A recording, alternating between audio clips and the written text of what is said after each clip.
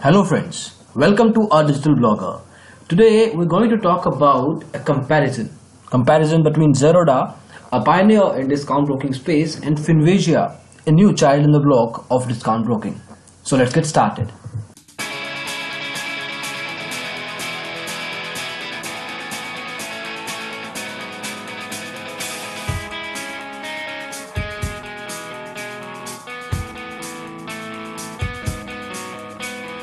In this comparison, we'll be talking about the company backgrounds. We'll look at different charges, including account opening, the brokerage they charge, transaction charges, etc. We'll also see what kind of exposure or leverage they provide across segments, any kind of research they do or trading education they provide, what are the performances of the trading platforms, specifically the mobile apps, and some other features that might be helpful for you to decide which one is better as per your preferences. Talking about company backgrounds, Zerodha and Finvasia both are discount stock brokers in nature. Zerodha came into picture in 2010 while Finvasia was an entrant in 2013. Zerodha does have an offline presence in form of its distribution centers across the metro cities of the country. They have 11 of those, while Finvasia just has the corporate office based out of Chandigarh in North India. Both of them do allow you to trade across segments including commodities, currency as well as equity. If you're looking to open a trading and a demat account, Finvasia doesn't charge you anything. The pricing model is slightly different from rest of the stockbrokers. We'll talk on that a bit later. But Zerodha charges you 200 for the trading account and 100 rupees for the demat account. They also charge you 300 rupees on an annual basis for maintaining your demat account with them. Let's talk about brokerage charges. We are using ourdigitalblogger.com for the whole details on this. This is Zerodha. So equity delivery trades are placed for free. They don't really charge you anything for that. But other segments, equity intraday, future and options, currency and commodities, the maximum brokerage cap is placed at 20 rupees at a trade level. So in any case, with every trade you place, you will not pay more than 20 rupees for that execution. When it comes to Finvasia though, the pricing model is absolutely different. I can even say it's rare within the whole stockbroking fraternity. They charge you for using their trading platforms and they don't have any rates whatsoever at a trade level.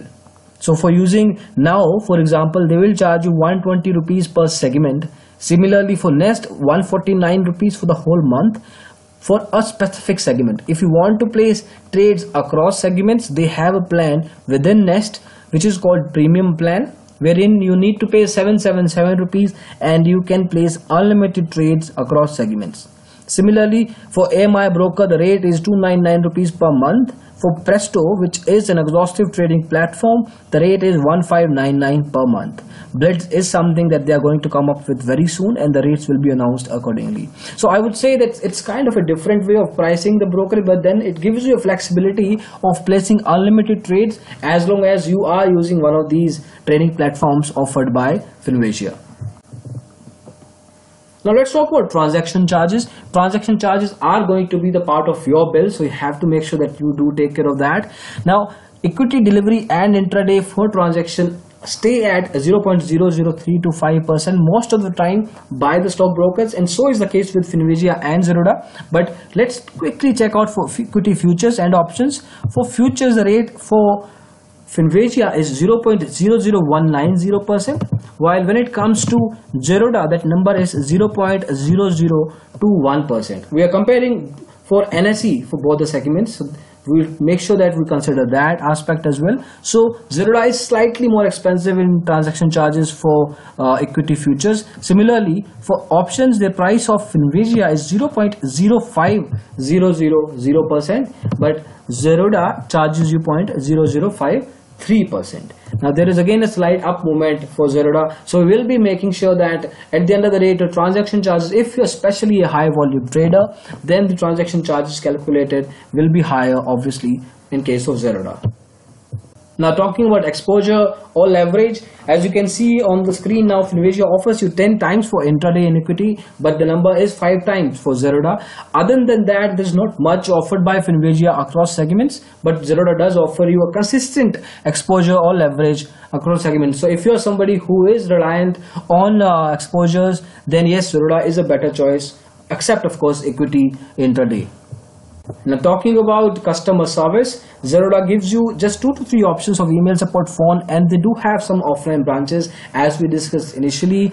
They have offices in 11 metro cities of the country and in form of distribution centers. This is something Finvasia doesn't offer. They don't have any offline help whatsoever, but they do have a lot of online channels. They also have live chat or a toll-free number to support their customers. So if you're someone who is reliant completely on online levels, then yes, Finvasia in terms of customer service is a better choice, but Zerodha gives you some sort of offline help in case it's important to you. One thing that differentiates Finvasia and Zerodha big time, especially for small investors or beginners, is Zerodha offers you a lot of trading educational material in forms of chapters, tutorials, or videos, which is called Zerodha Varsity. They also have portals such as Zconnect and OpenTrade. Now, if you're somebody who's looking to understand and know about the basics, then Zerodha offers you all these aspects. They also allow you to connect with heavy traders and experts. Then you can learn from their experience and place your trades. This is something Finvasia hasn't tried or started with something like that yet, but Zerodha is definitely with a clear advantage on that aspect. There are a few other features as well that can help you to differentiate between these two discount stock brokers, but we'll specifically talk about their respective mobile apps. Using Google Play Store for reference here. At the same time, we have done user interviews and surveys to come up with a complete analysis of these mobile apps. Now, when it comes to Zerodha, the app is called Kite. It has been developed in-house by the discount stock broker. Some of the positives of this particular mobile app are around the rich user experience and the timely updates done by the discount stock broker. They introduce a lot of features every now and then, which is a positive aspect of any technical product. At the same time, some of the negatives are especially around the speed and connectivity, but these issues were faced majorly by third or fourth tier city people. So if you're living in a smaller city, a third tier or fourth tier city, then you might face some connectivity issues. But if you are somebody who lives in a bigger city, a first tier or second tier city, then yeah, you might not face similar concerns. Some of the other issues were towards the charting features. So Zerodha has a lot of charting options for technical analysis, but when it comes to using that particular feature in a mobile app, then yeah, they are facing a lot of concerns as far as clients are concerned. It's been rated at 4.2 by around 7,000 verified users. The negative ratio aspect is placed at 11.3. So out of 100 people, 11 users rate this particular mobile app at 1 or 2. Similarly, if you look at 4.2, it's a reasonable number. In fact, it's one of the decent performing mobile apps in the country within the whole stockbroking space. If you look again at some of the numbers here, there are installs at the range of 1 to 5 lakh. The last update, as we just discussed, was done on 23rd of February. We're recording this video on 6th of March, so it's been around a couple of weeks when the last update was done. So this is about Zerodha's mobile app. Now let's talk about Finvasia. Now Finvasia still offers you NSE based mobile app. One of the biggest disadvantage of doing that is that you don't really have any control whatsoever on your technology. Being Finvasia, they can't provide you any updates whatsoever on a timely basis. So if you are a client of Finvasia and you are facing a concern, you're letting them know, it's not in their hand to go ahead and place the update on the mobile app. But if you talk individually of the NSE mobile app itself, it's still not so bad. It's rated at 4.1 by around 13,000 users. The negative aspect ratio in this case is 13.8. So around 13 to 14 people out of 100 rate this mobile app at 1 or 2. The concern again is majorly towards introduction of the apps. Now if you can clearly see here, the last update was done on June 1, 2016. So as we just discussed about Zerodha, they introduced the patch in February, while if you talk again about NSE based apps which are highly uncontrollable, they have a bigger sort of a gap in terms of the update cycles.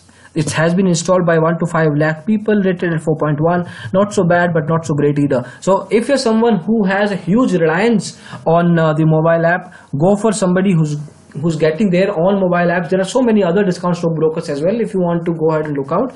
But Zerodha, in this particular comparison, Zerodha comes out as a winner. But at the same time, if you are living in a third tier or fourth tier city, then yes, NSE based apps are better in terms of performance. So it's a little chicken egg situation where you place yourself and then you can go ahead and pick the one that's more suitable to you. So this is about the mobile trading apps. Coming back to the comparisons of Zerodha and Finvasia, there are a lot of trading platforms offered by Finvasia, but at the same time, you will find a lot of calculators and different sort of tools given by Zerodha. So I would suggest go ahead and check out exhaustively, have a word with the executive of the respective stockbroker. What you can do from here is you can check out our website, ourdigitalblogger.com/free callback broker choice. Put in your details there and we'll set up few callbacks for you. You can have a detailed discussion. In fact, what we would suggest is whenever the executive comes to your place to do the in-person verification, even if they don't, you ask them for a demo of the trading platforms, then use those demos in your internet connection so that you get the actual feel on how it's going to behave when it comes to when you go ahead and open the trading account with them, so you don't feel cheated later. So that's the one piece of advice in terms of usage of trading platforms. But if you're still stuck and not sure which one to go ahead and check out with, go ahead and check out our website, digitalblogger.com/free callback broker choice. We'll put out the link in the description below. Put in your details there. I'm repeating everything for you just to make sure that you get the best of the stockbrokers for yourself. This is absolutely a free service, and this is it for the video. Thank you so much for watching it. We hope you liked it. In case you did, please go ahead and press the thumbs up button. We'll really appreciate that. Thank you so much again. Have a great time ahead. Bye bye.